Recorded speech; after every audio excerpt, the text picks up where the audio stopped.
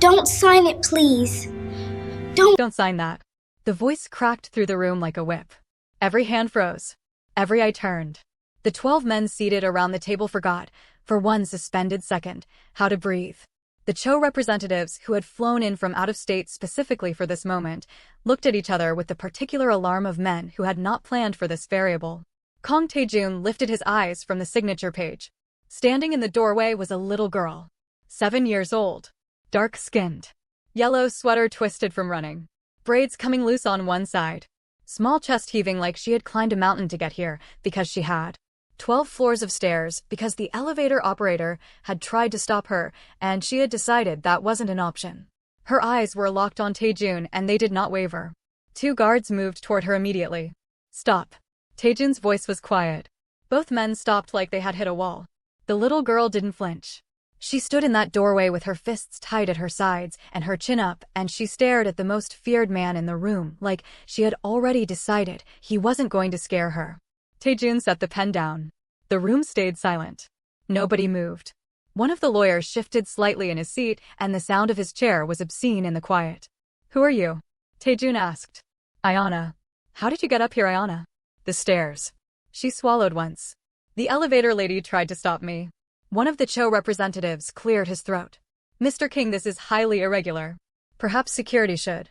I didn't ask for your opinion. Taejun didn't look at him. His eyes stayed on Ayana. Why did you come up here? Ayana stepped fully into the room. One of the guards shifted, and she glanced at him briefly, then looked back at Taejun like the guard was irrelevant. Because my mom heard something. 2 nights ago on the 9th floor. 2 men in the back office talking about that contract. She pointed directly at the papers in front of him. They said if you sign it, everything you own goes to somebody else. They said you wouldn't see it coming. Nobody laughed. That was the thing in a room full of men who should have dismissed a 7-year-old immediately. Nobody laughed. Because something in the way she said it made the air change. Taejun stood up slowly. He walked around the table, and the men on either side pulled their chairs in slightly without realizing they were doing it. He stopped in front of Ayana and looked down at her. Up close she was even smaller. The top of her head reached his chest. But she looked straight up at him without dropping her eyes and held his gaze with a steadiness that most grown men in his organization couldn't manage. Your mother, he said. Where is she? 3rd floor. She doesn't know I came up here. Ayana's voice dropped slightly. She was scared. She said we couldn't say anything or something bad would happen to us. Her chin lifted. But I didn't want something bad to happen to you. Taejun studied her face for a long moment. Then he turned back to the room. Everyone out. A Cho representative stood up fast. Mr. King, we have a schedule. Everyone. Still quiet. Still pleasant. The most dangerous version of him. My men will show you to the waiting room. Leave the contract on the table. The room cleared in under a minute. Lawyers grabbed folders. Representatives buttoned jackets and moved quickly without appearing to rush. The door closed, and the only people remaining were Taejun, his second-in-command Ryu Sung-jin, 2 guards at the door, and 1 little girl in a yellow sweater. Taejun picked up the contract and walked to the window. He began reading from page 1. The room was completely silent. Ryu sat at the table with his hands flat on the surface and his face composed and his right foot pressing into the floor beneath the table where nobody could see it. Ayana stood where she was and waited. Taejun reached page 47. He read clause 14b once. Then he read it again. It was buried in dense legal language between 2 legitimate terms, written in a font fractionally smaller than the rest of the document. On a fast read it looked like standard asset protection. On a careful read it was a complete transfer of syndicate ownership, every property, every account, every operation folding silently into the Cho organization the moment his signature hit the page. He set the contract down carefully. The way you set down something you are about to destroy. He looked at Ryu. Ryu met his eyes without blinking. 11 years of practice. 11 years of learning exactly how to wear his face when everything was on fire underneath it. Page 47, Taejun said. Clause 14b. You reviewed every page of this contract. Sir, whatever this child thinks she heard. You reviewed every page, Taejun said again. Slower this time. Ryu's jaw tightened. The mask held, but only barely. I can explain. How much? Silence. Sung-jin. The name landed like a stone dropped from a great height. How much did they pay you? Something in Ryu exhaled. The way a lie exhales when it has been held too long. 3 million. Wired to an account in my wife's name. He paused. I was going to take my family and disappear before it went through. But you were going to let it happen. Ryu said nothing. That was everything. Taejun turned to the guards. Take him to the lower office. What happened next took 4 seconds. Ryu stood. He straightened his jacket. He walked toward the door with the guards falling in beside him. And then, between one step and the next, he moved. Fast and sudden and completely unexpected. He shoved one guard into the other, hit the door at full speed, and was through it before either man recovered. Taejun was already moving. Find him. Every exit. Now. Both guards ran. The room was suddenly very still. Taejun stood at the head of the empty table, contract in hand, and the only sound was Ayana's quiet breathing behind him. He turned around. She was still there. Still standing. Still watching him with those steady dark eyes. You should have run, he said. Not unkindly. So should you, she said. But you didn't either. Rhea ran, but do you think he actually believed he could escape Kang Taejun? Drop your answer in the comments. Welcome to Afro K Mafia Tales, where every story will have you on the edge of your seat. Taejun's phone was already at his ear before he reached the door. Seal the building. His voice was flat and precise. Every exit. Loading dock, parking structure, roof access. Nobody leaves without my clearance. Find Ryu Sung-jin and bring him to me breathing. He paused. Breathing. I want to be clear about that. He ended the call and looked back at Ayana. She was watching him with the focused attention of someone memorizing details. He almost said something. Instead, he walked to the door and pulled it open and spoke to the single guard remaining in the corridor. Take her to my office. Get her something to eat. Don't leave her alone. The guard nodded. Taejun was already walking. He took the elevator to the 9th floor. The back office Ayana had mentioned was at the end of a service corridor, half hidden behind a utilities door that was supposed to stay locked. It wasn't locked now. He pushed it open and stood in the doorway and looked at the room. Small desk, 2 chairs, a burner phone on the floor that had already been wiped, and a coffee cup still faintly warm. They had been here recently. Planning. Waiting for confirmation that the signing had gone through. Taejun picked up the burner phone and turned it over in his hand. Then he set it back down exactly where he found it and took out his own phone and made a second call. I need everything on the Cho organization's local contacts. Properties, safe houses, vehicles. Send it to my car. He paused. And find out who prepared the language on page 47 of the contract. That clause wasn't written by Ryu. He's not that precise. He took the stairs down to the 3rd floor. Eleanor Simmons was mopping the same stretch of hallway she had been mopping for 20 minutes. Not because it was dirty. Because the rhythm of it was the only thing keeping her hands from shaking. Back and forth. Back and forth. She had told Ayana to leave it alone. She had said it firmly and clearly, and with the full weight of everything she had learned about surviving in spaces that didn't belong to her. She had been too afraid. She knew that. She had known it the moment she heard those men talking and pressed herself against the corridor wall and chosen silence over everything her instincts were screaming at her. And then Ayana had looked at her with those eyes, her father's eyes, and Eleanor had seen exactly what her daughter thought of that choice. She heard footsteps and looked up. Kang Taejun was walking toward her alone.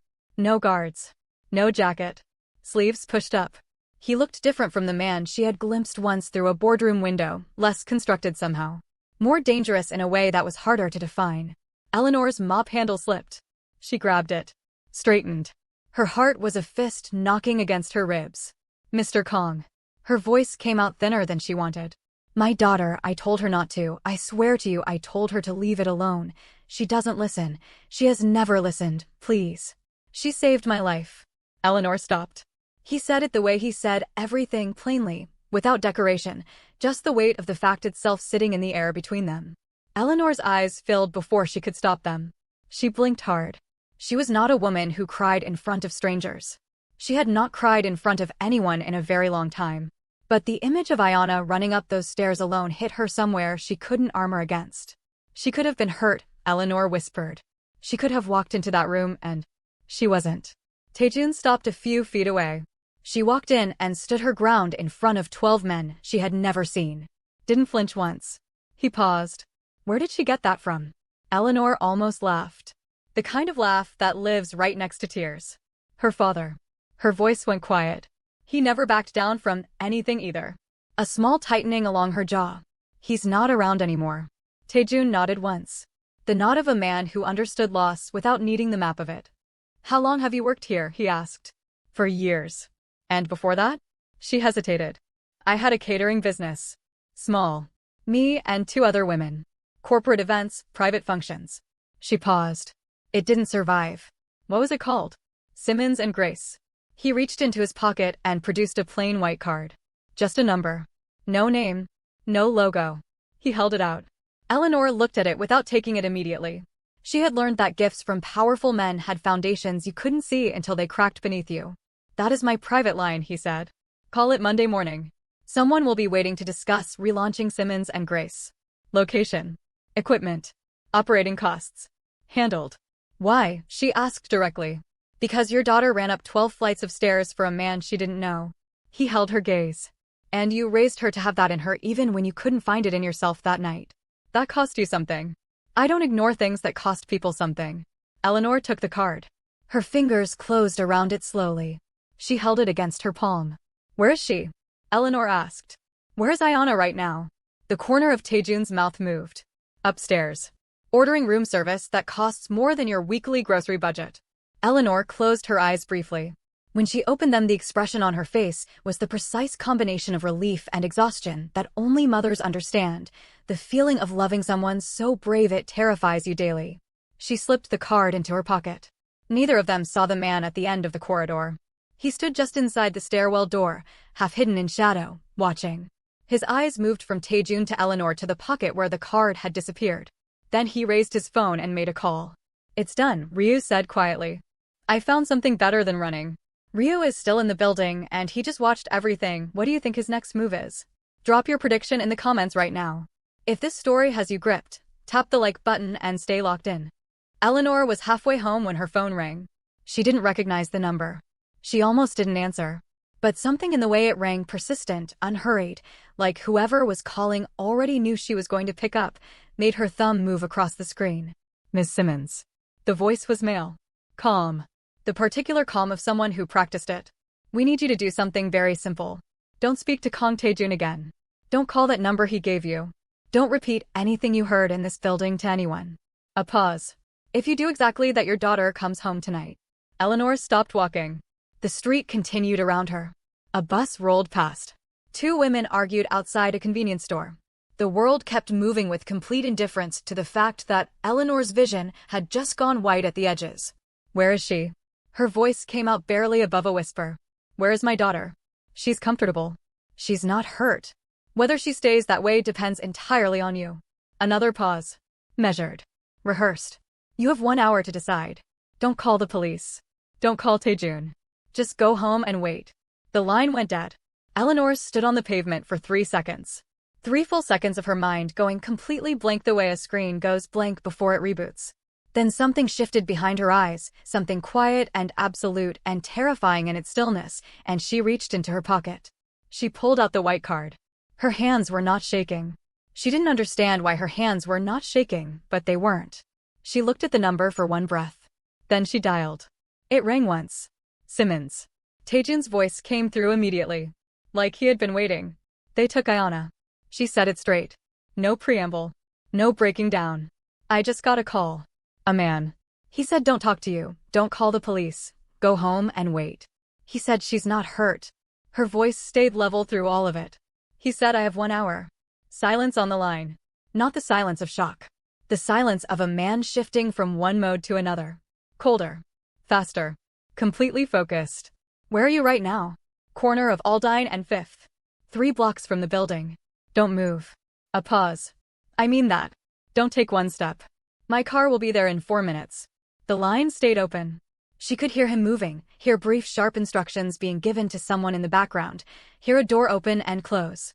He didn't hang up and she didn't either, and somehow that was the thing that finally made her eyes sting. Not the call, not the threat, but the fact that he stayed on the line so she wouldn't be standing alone on that corner in the silence. His car arrived in 3 minutes and 40 seconds. The back door opened before it fully stopped. Taejun was already inside, phone in one hand, a tablet displaying a city map in the other. He looked at Eleanor when she got in one fast assessment, checking her the way you check something you need to be functional, and whatever he saw made him nod slightly. Talk, he said. Everything. The exact words he used. She repeated the call word for word. She had locked it in her memory the way she locked in everything that mattered, completely, precisely, without embellishment.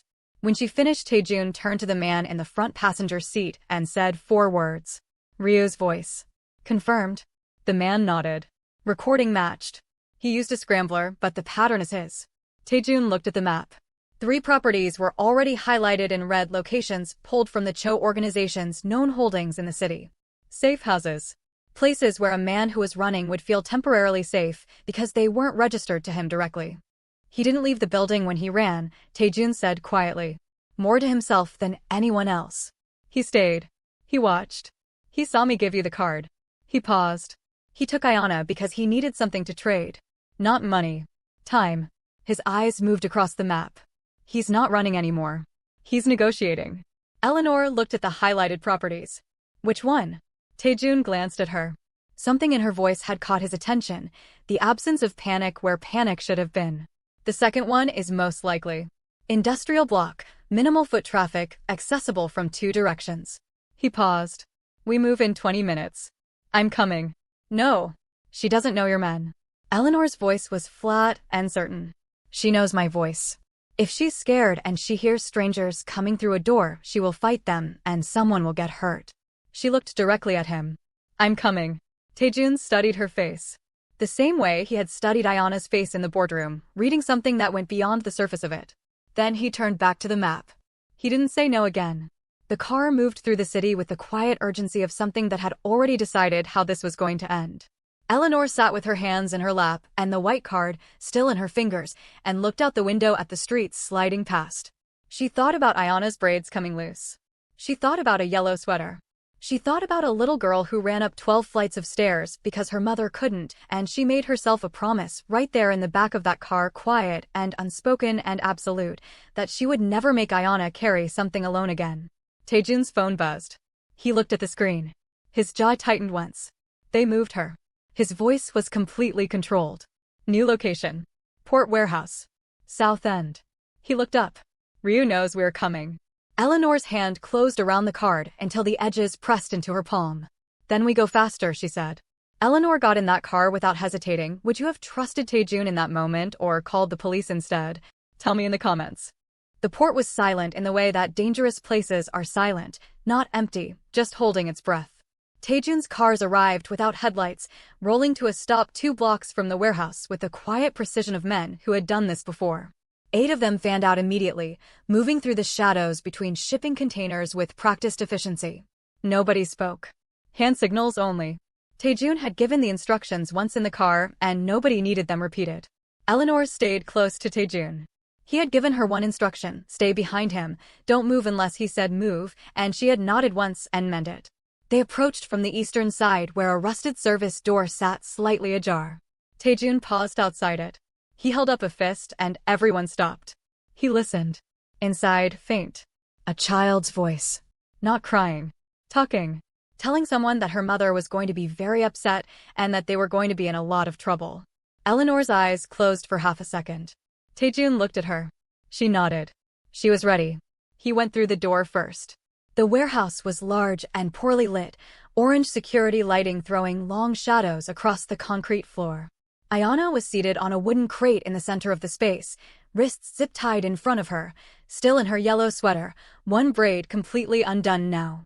2 men stood nearby. A third was at the far end of the warehouse on his phone. Ryu Sung-jin stood closest to Ayana.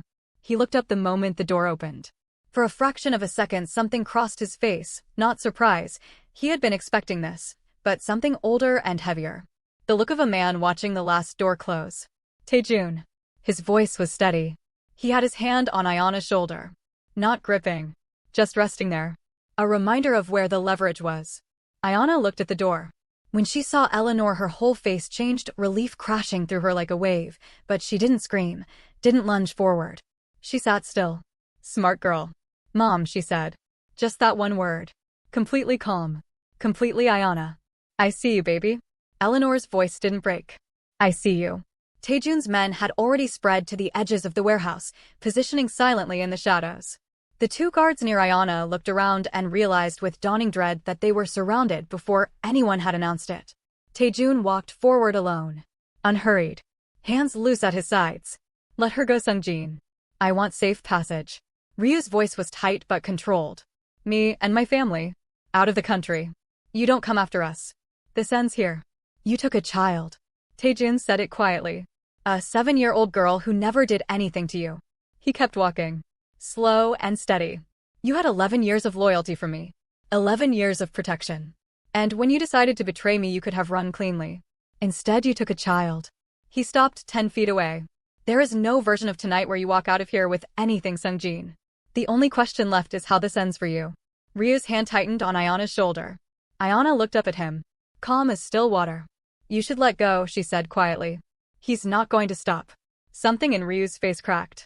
The mask that had held through everything, through the boardroom, through the confrontation, through all of it, finally split open.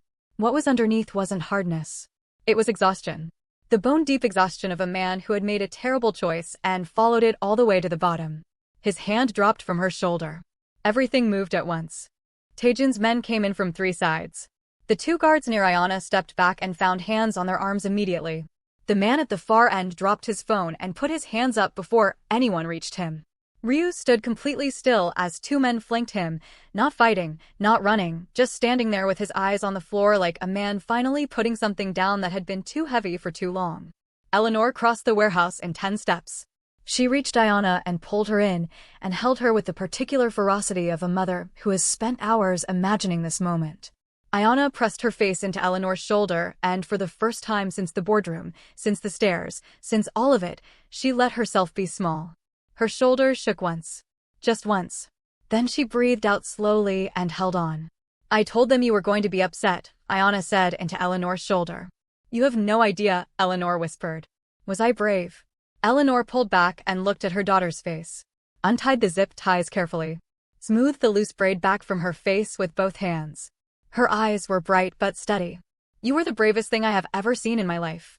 Her voice broke on the last word. Just slightly. Don't you ever do it again. Ayana almost smiled. I can't promise that. Eleanor laughed. The kind of laugh that lives on the other side of terror. She pulled her back in and held her tighter, and Ayana let her. Taejun stood a few feet away watching. He had his hands in his pockets. His men were handling everything around him efficiently and quietly. The warehouse was under control. Ryu was secured. It was over. He should have felt the particular cold satisfaction he always felt when something was resolved. Clean. Final. Closed. Instead, he stood watching a mother hold her daughter under orange warehouse light and felt something he didn't have a precise name for. Something that had been absent from his life for so long that he had stopped noticing the shape of the space it had left. Ayana lifted her head from Eleanor's shoulder and looked directly at him across the warehouse. Thank you, she said. He nodded once. She studied him for a moment with those serious dark eyes. Then, are you going to disappear now? Like important people always do. Eleanor looked up. Taejun held Ayana's gaze. No, he said. He meant it. 3 months later, Eleanor's kitchen smelled like jollof rice and the particular warmth of a space that had decided it was a home. Simmons and Grace had reopened 6 weeks prior, a proper commercial kitchen this time, real equipment, 2 new staff members, and more bookings than Eleanor could handle alone. She hadn't asked how the permits had been approved so quickly. She had decided some things were better understood than questioned. Taejun came on Sunday evenings. Always unannounced. Always with the same excuse: he was in the area, he hadn't eaten, he would leave after an hour.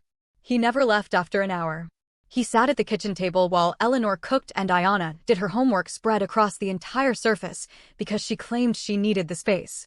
He read his documents and drank his tea, and occasionally Ayana would push a worksheet across the table without looking up and say, "Check my math," and he would check it without comment and push it back. Nobody named what it was. It didn't need a name. It just needed to be there, steady and quiet and real, in the way that things which have been earned through fire tend to be. Outside, the city moved and breathed and continued being indifferent to everything. Inside Eleanor's kitchen, a dangerous man sat at a small table doing a 7-year-old's homework corrections and drinking tea that was slightly too sweet because Ayana had made it and nobody had said anything about the sugar. And for the first time in longer than he could remember, calm Taejun was exactly where he wanted to be. What did Taejun becoming a quiet part of their lives mean to you? Drop your thoughts in the comments and tell me which part of this story stayed with you the most. If you watched all the way to the end, you already know this channel is different. Like this video, share it with someone who loves a good story, and I will see you in the next one.